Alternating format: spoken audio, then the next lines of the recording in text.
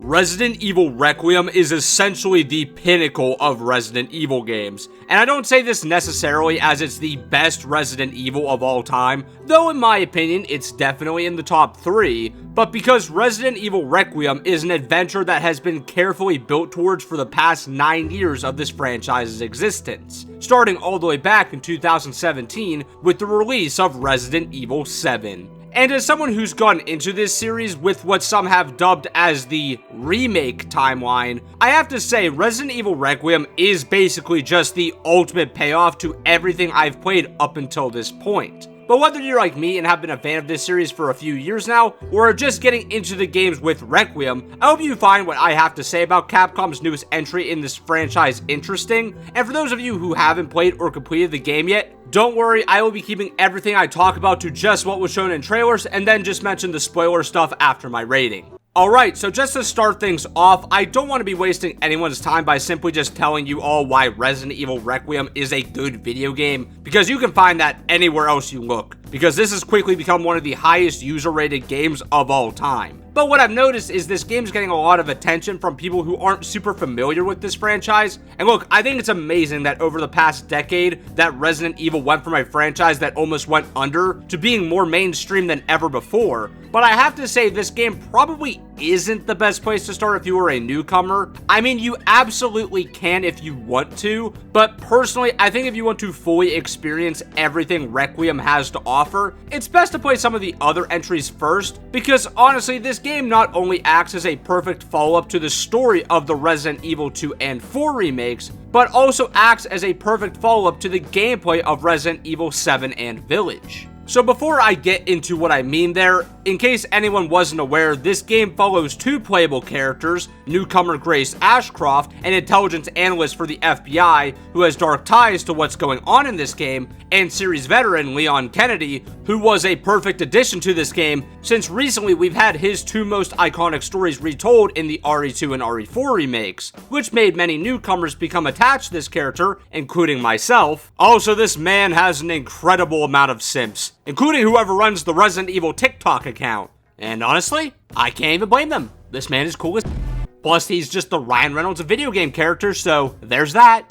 Anyways, why I brought them up to begin with is because with two playable characters also came two different ways to play the game, first and third person. And while yes, you can play either character in either way, the devs actually recommended that you play the game in first person with Grace and third person with Leon, which is exactly how I play the game, and yeah, it makes perfect sense why they recommended this. So while this game is just all one big campaign and isn't like Resident Evil 2 with its A and B scenarios, these characters' chapters in this game are so different, they're almost like playing two different games entirely. So Grace's segments are definitely built off of what Resident Evil 7 started with the horror-first slow-paced gameplay where every encounter you need to be strategic, because Grace is by far the weakest Resident Evil protagonist of all time. And to be clear, I mean physically weak. She's a phenomenal character, and I'm honestly surprised of how much I connected with her throughout this game. Actually, just a quick side tangent, but I genuinely really liked how afraid of everything she was and how they made her PTSD actually a part of her character in a way that felt completely believable, because she went through a very traumatic event as a child, which we see very early on in this game. Seriously, they did a great job at making Grace feel like this normal person who was forcibly dragged into the Resident Evil horrors, which is something they attempted more recently with Ethan Winters in the past couple of games. The key word though is attempted. Trying to make Ethan a self-insert character, I personally think was a mistake, and I say this as somebody who liked RE7 and Village as games. Sorry I went down a bit of a rabbit hole there. That aside, Grace's gameplay segments are all perfect in my opinion.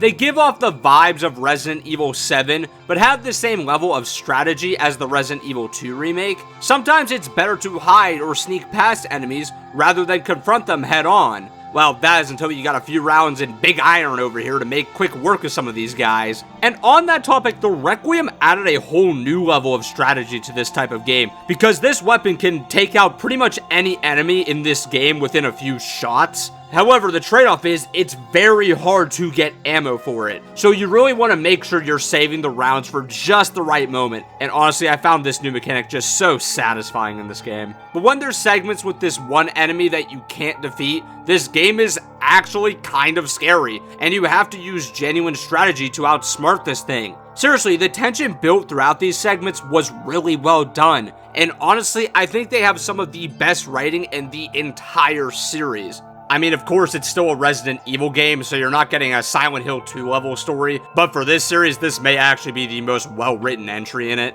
Anyhow, to move on to the other side of the gameplay with Leon Walk 'em Down Kennedy, where you're no longer in a horror game, you are the horror in this game, as Leon is actively trying out for the new Mortal Kombat game with some of the moves he's pulling off here. So I don't have as much to say about the Leon segments in this game, but that's just because he plays exactly how you would expect him to play if you've played the Resident Evil 4 remake. These segments really lean into the action horror side of the Resident Evil series, where the gameplay is Leon having a fairly large arsenal at his disposal, including this new addition of his axe. This thing actually has infinite use. All you need to do is resharpen it from time to time to refresh it, and this thing is best used for parrying attacks or doing finishing moves on enemies, but it isn't half bad as a simple melee weapon in a pinch. I will say for the most part, the Leon segments of this game are a ton of fun and are honestly a really good way to break up some of Grace's more horror-focused segments. So whether you are a fan of the more action-focused or horror-focused parts of the Resident Evil games, there's absolutely something here for you. Plus, if you are just genuinely a fan of Leon Kennedy as a character, I think you'll be really happy with the story he goes through in this game. Also, the dynamic he has with Grace is actually very good and comes off very natural, which admittedly is something I worried about going into this game, but honestly, I really like the dynamic they had, especially towards the later part of the game. And now that I've just basically been praising this game for the past 7 minutes, I just want to go over the few cons I have with this game, to be fair, which there are very few of because honestly, this game is amazing. But I have to be honest, the weapons in this game besides the Requiem itself are kind of just a big downgrade from what we had in the Resident Evil 4 remake. To be clear, they're not bad, but they're just nothing special and not as satisfying to use in this game. But I will say, the whole weapon system you get later in this game is not half bad. I actually neglected to mention this earlier, but basically, later in the game, Leon gets this wristband that tracks how many zombies he's killing, which rewards you as the player for playing aggressively, because these points you get are what actually allow you to buy new weapons and unlock upgrades for those weapons. Now, I will say I personally still prefer RE4's Merchant, and yes, I did miss hearing, "What are you buying?" every time I went to the shop, but honestly, I could see some preferring this system, because really, this is a thing that just comes down to personal preference. Honestly, my one true biggest con I had with this game is this one section when you first get to Raccoon City. Just minor spoiler, even though this location is shown in the trailer. But basically, you have to find these parts to make a fuse to blow up this gate to get into Raccoon City. And oh my god, this section deadass goes on for like 3 or 4 hours. It's not even all bad. There are parts of it that are really fun, but in my opinion, it really overstays its welcome. But as soon as it's over, it is some of the best Resident Evil content of all time, so I can forgive it. Plus, I mean, literally every Resident Evil game has one section in it that just kind of sucks. At this point, it's just tradition. And I just want to mention this here. I know some people are complaining that this game is $70 and only has about a 12-hour runtime. And to that I say, what did you expect? Pretty much every Resident Evil game besides RE4 has this runtime. And look, I get that $70 is a lot of money to spend on a video game, but why are we acting like Resident Evil games don't go down to like $20 if you just wait a little while to play them? You don't have to play this game day one to still enjoy it. Alright, all that aside, just to wrap things up here, I absolutely loved Resident Evil Requiem and couldn't recommend it enough. But I would not recommend making this your entry point to this series or even the second game you play. Personally, I will always recommend starting with the Resident Evil 2 remake and then moving on to the RE4 remake before you play Requiem, just so you can see the origins of Leon's story and play what I still think is the best game in the entire franchise.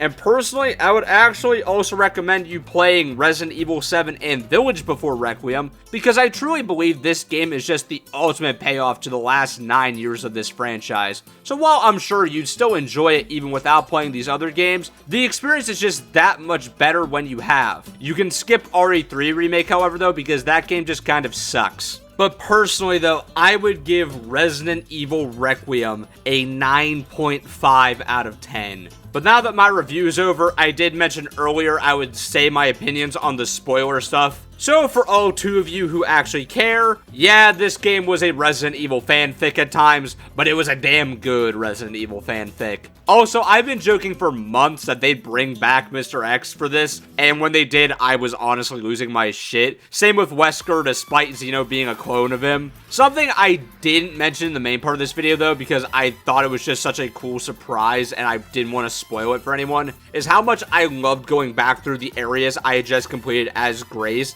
and just wiping the area clean as Leon. That was such a cool twist I didn't expect, but now that everything with Requiem is settled, it's obvious there's gonna be a DLC that answers the most burning question in all of our minds. Who did Leon actually marry? Did he really continue the Redfield bloodline, or did he finally settle down with Ada Wong? They better drop that DLC this year, because I gotta know.